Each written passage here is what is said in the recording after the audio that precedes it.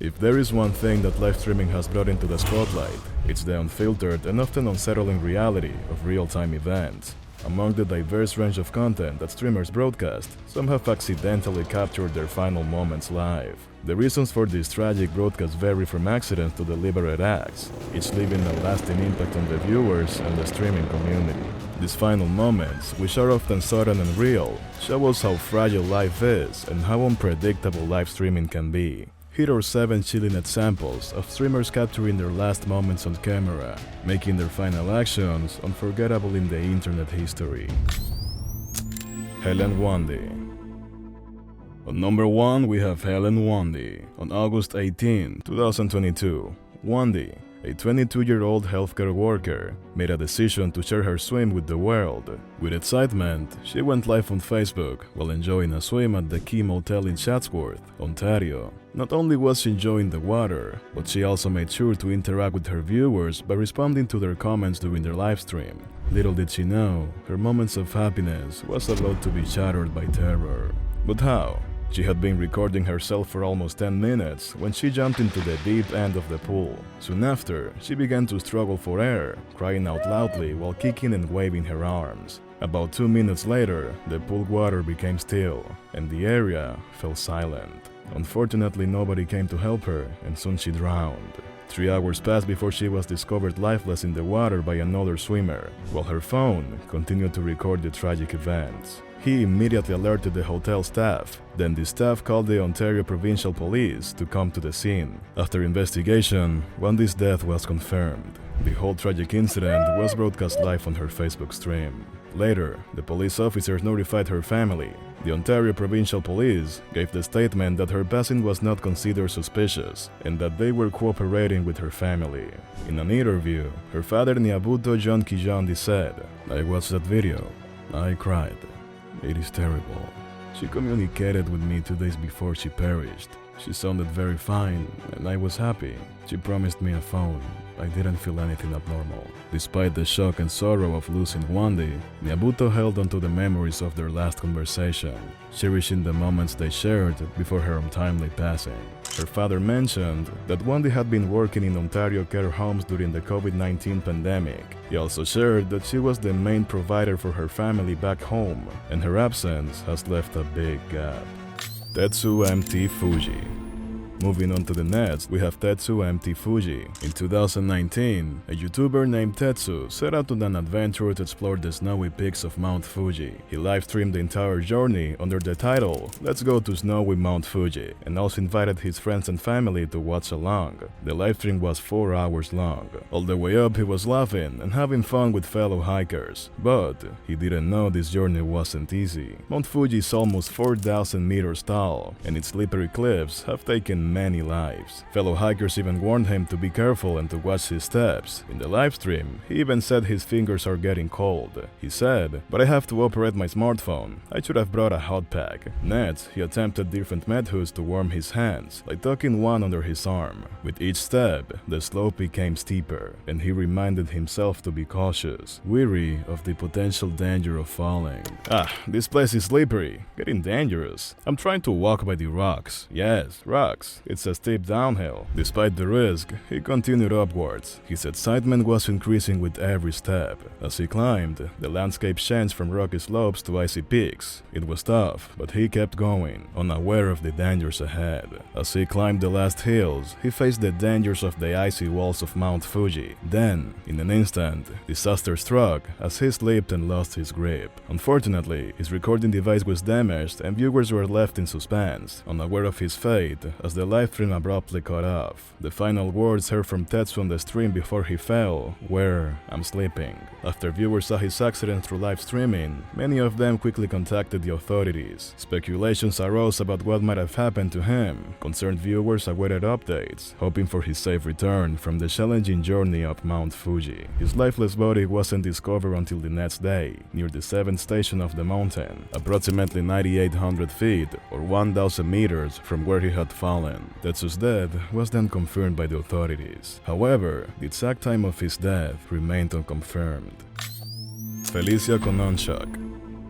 So, the next one is Felicia Kononchuk. On the afternoon of February 17, 2021, in Chita, Russia, Felicia Kononchuk posted 2 videos on TikTok. Felicia was a popular girl with a fair number of followers. She shared a video on TikTok with her friend and expressed her worries about the drunk neighbor. She said her drunk neighbor was constantly knocking on her door. The neighbor Felicia mentioned in her video was a 33-year-old man named Vasily Dunets. Reports indicated that tensions had been brewing between Felicia's father and Vasily for some time, primarily over noise complaints. Vasily had once again been causing trouble, but this time he was trying to harass Felicia. In a heartfelt video message to her friends, she expressed her fear as she worried that Vasily might try to break down the door. She informed her friends that the man had been knocking on the door for an hour now. No one knew why he was doing that. Vasily was often seen struggling with alcohol, a fact known to many in the neighborhood. Her father was out, leaving her at home with her brother and some maintenance workers who were busy working on their house. Just before her father returned home, the situation seemed to settle down. The knocking had stopped, possibly because Vasily had gone back to his own house. With things quieter, Felicia spent some time testing her friends. One friend suggested they should meet up and go on a walk in the nearby park. She thought it was a fantastic idea. So, she waited for her father to come back home, and she was also eagerly waiting for her friend's arrival.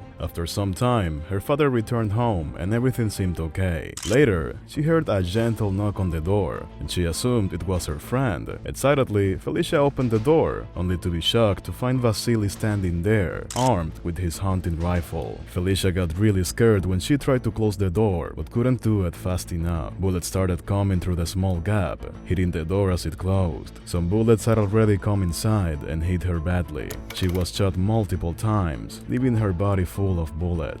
The shots hit her everywhere, even in her head. Her father, Fyodor, hurried towards the noise of gunfire. He wanted to know what was going on. To his horror, he found his 9-year-old daughter, Felicia, lying on the floor, close to death. Her last words to him were, "Dad, I've been killed." After he saw his daughter on the floor, Fyodor didn't waste a second. He jumped into action, desperate to get his daughter some help. He yelled at the maintenance workers to call for an ambulance, and they did. The emergency services rushed to the scene, but unfortunately, it was too late. There was nothing more they could do. After a thorough investigation, Vasily was arrested by the authorities and charged in connection with the incident. He eventually pleaded guilty to the charges and was sentenced to 17 years in a strict Siberian penal colony, where he would face a harsh and isolated environment. Ernest Wilson III. So next on our list is Ernest Wilson III. In the year 2020, amidst the challenges posed by the COVID-19 pandemic, 24-year-old Ernest Wilson, a driven and ambitious entrepreneur from Baltimore, recognized an opportunity to make a positive impact on his community. Ernest began hosting his own parties. He would rent out Airbnb properties, transforming them into temporary venues for his gatherings. For a small fee, guests could join in on the fun, enjoying a night out with friends in a unique and intimate setting. At these parties, he would set up unique and revamped board games for everyone to enjoy. These games were usually traditional board games, but with added rules to encourage drinking alcohol. He named these gatherings game nights, and often live-streamed them to promote future events. Usually, these parties were just young adults enjoying themselves. However, on April 4th, the light-hearted atmosphere of these gatherings would change dramatically. In a surprising twist, Ernest took to social media to promote an upcoming game night. The main attraction would be a game of hide-and-seek, planned to kick off on April 3rd and extend into April 4th. He announced a cover charge of $5 for men, while women could enter for free. The comments were full of excitement, showing that many people were looking forward to this event. Everything was ready, and as the party started, Ernest went live on Facebook again to share the fun. As far as anyone could tell, the party seemed to be going smoothly, just like any other. Ernest moved around the house, chatting with the viewers and engaging with the guests. Then, it was time for the main event, hide and seek. As Ernest started counting, little did he know, he wasn't the only one searching for someone on that fateful night. his live streaming showed an intruder, hopping the fence and breaking into the party. Ernest didn't seem worried. However, he soon realized that this wasn't just an ordinary person trying to sneak in. It was a criminal attempting to rob the house. Moments later, Wilson seemed to drop the phone. He started screaming. The picture became blurry, and the video suddenly stopped. When the authorities arrived at the scene, they discovered Wilson shot dead. Unfortunately, no one has been arrested for his murder yet. Kubra Dogan. Kubra Dogan was a 23-year-old TikToker who loved making interesting content on social media. She grew up in Istanbul, Turkey, and had always loved entertainment and storytelling. On August 23, 2021, Kubra was spending time with her 16-year-old cousin Helen. They were at Helen's family's apartment in Istanbul, Turkey, when they came up with the idea to make TikTok videos on the rooftop. As the sun began to set over the city, the two of them climbed up to the rooftop to capture the sunset and snap some selfies. The cousins spent some time shooting videos and taking pictures on the rooftop around 7:30 p.m. local time. Helen held the camera and recorded as Kubra moved around on the roof. She posed at different angles before finally sitting on the edge. Later, Kubra carefully stepped onto what she thought it was, a sturdy gray plastic covering, but to her horror, it gave way beneath her height, tearing apart instantly. She screamed as she started falling, dropping 160 feet towards the street below. Her cousin hurried back inside the house to inform the family about the accident. The family immediately called emergency services, but unfortunately, it was already too late. They were faced with the heartbreaking reality that her injuries were too severe, and she had passed away before any medical aid could be given. Her family decided to take legal action against the contractor. This is what her uncle, Nebi Dogan, said. There is a big flaw in the contractor there. As soon as the girl puts her foot, it breaks and she falls to the ground from the 9th floor. As Kubra's family continued to mourn her loss, they find solace in the memories they shared with her. Though nothing can bring her back, they remain determined to seek justice for Kubra's untimely passing. Gan Swang.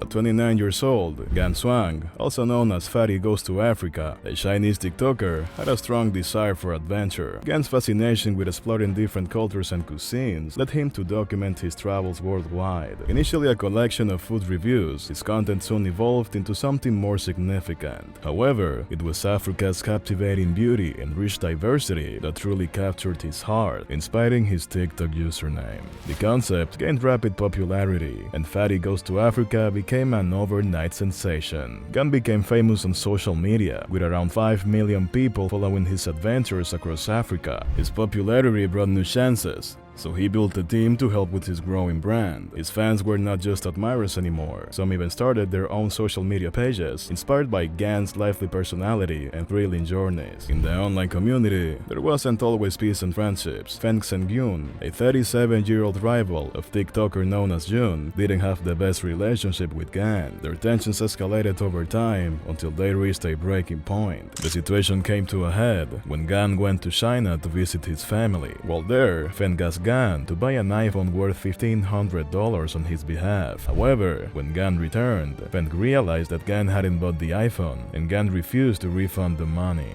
This incident led to several disputes between Gan and Feng, although the exact details remain unconfirmed. Furthermore, Feng made allegations against Gan and his team, claiming that he vandalized his property. Initially, Gan dismissed these accusations due to lack of evidence. However, doubts began to surface. On December 4, 2022, while Gan was live streaming on TikTok from an open market in Kathmandu, Nepal, he casually mentioned in Chinese, "I've come to confront him," referring to Feng. Gan was completely caught off guard by Feng's sudden, sinister approach from behind. In just a second, everything went crazy with screaming and chaos. Feng attacked Gan out of nowhere, stabbed him over and over in the back and stomach. Gan fell down, clutching his stomach and bleeding badly. But shockingly, Feng kept shouting at him, even as Gan was dying, just to make sure Gan knew he had won. Gan was clearly in pain as he held his stomach and was checking his wound. He even asked people to help him. He was quickly taken to the National Trauma Center, where later that night, he passed passed away due to stab wounds to the chest and stomach. But the horror didn't end there. Feng's brutality extended to Gan's friend, 32-year-old Li Chusan, subjecting them to multiple stabbings. In the aftermath, Feng was arrested by the authorities, and later he faced charges for Gan's murder and the vicious assault on Li Chusan. Early reports suggested that Feng killed Gan due to a grudge resulting from several arguments and unpaid debt. The shocking violence and tragic loss left a deep impact on all involved. Xiao Qiumei. So, next one is Xiao Qiumei. On June 20th, 2021, 23-year-old Xiao Qiumei, a famous TikTok personality, decided to do a regular livestream from her workplace. She was known for her amazing dance moves, and this time, she was showing them off in a live video on TikTok. But then, something terrible happened. Xiao Qiumei wasn't just a crane operator, she was a TikTok sensation, loved for her lively dance videos. She had a lot of fans who loved watching her content, which she often shared from her special spot, high above the city skyline in Kutsao, a city in the western part of China's Zhejiang province. Her videos weren't just for fun, they gave a peek into her world, way up high, where she handled big machines with ease and style. With over 100,000 followers on TikTok, people loved her lively energy and the little peeks she gave into her daily life. She was a mother of two, and she attracted attention on social media because she defied the typical image people had of a crane operator. On June 20th, 2021, as the evening approached, Xia was wrapping up her workday. The construction site was calm, with most of her colleagues already gone. Seizing the opportunity, she made her way up the crane to the cabin, her favorite spot that felt like her own personal stage. There, she set up her camera, excited to share the highlights of her day with her devoted followers on social media. The live stream began with Xiao's well-known dance moves, a vibrant display of her love for her job and life. Her followers were captivated by her charisma,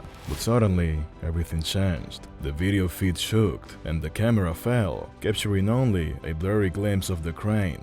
Eyewitnesses later shared a chilling truth. Xiao had fallen from a crane while holding her phone. It was a tragic accident, with a drop of 160 feet. Xiao's family stated that she wouldn't have been filming while on the job. They said that her tragic death was accidental, not a stunt for the internet. According to her relatives, she tragically lost her footing and fell. Xiao's death left a deep sadness in the hearts of her loved ones, friends, and fans. Despite the tragedy, her lively personality and love for life continue to inspire many. Her memory lives on through the happiness that she brought to others, both online and in her daily life.